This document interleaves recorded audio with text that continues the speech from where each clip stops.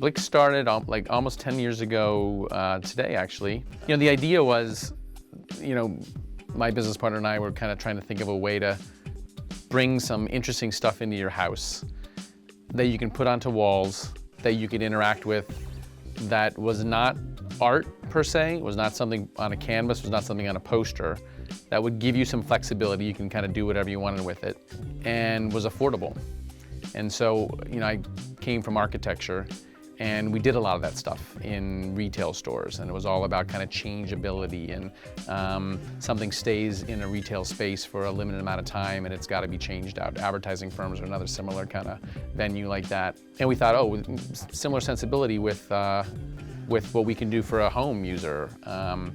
Bring in some color into your space, bring some form and pattern into your space. Really simple designs was kind of the key early on.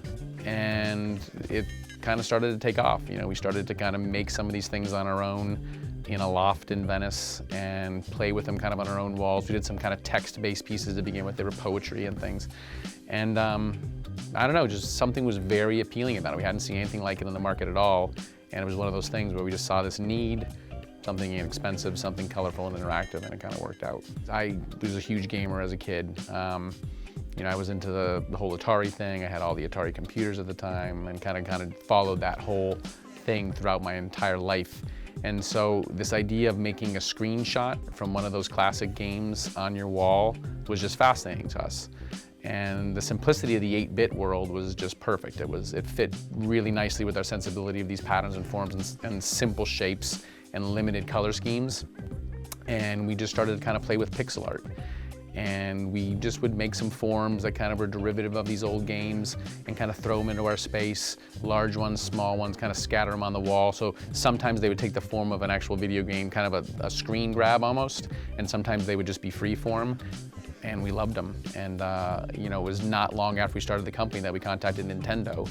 We thought if there was any company that we'd want to kind of work with right out of the gate that had really nailed that sensibility, defined kind of an art form, back in the 80s, it was Nintendo.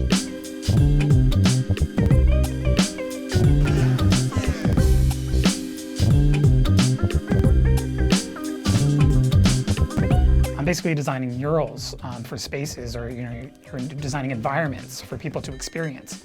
And these things, a lot of the times, they're up for extended periods of time, so it's not like a piece of artwork that can be changed out. So you want to design something that's long-lasting.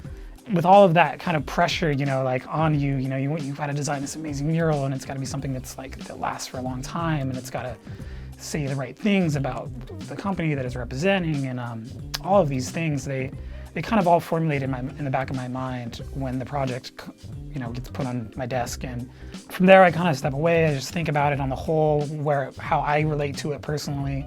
I grew up on, it was like Super Nintendo and Sega Genesis, and like the first PlayStation. So for this project, I wanted to kind of tap into that nostalgia of the experience of the classic gaming and tap into the roots of gaming in general. So I just made this amalgamation of all these different games inside of this window of IGN, the logo, and that was kind of the inspiration behind it.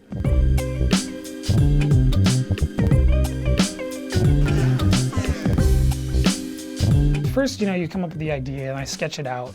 We mock these things up, usually half scale. We're usually doing this in Illustrator or Photoshop.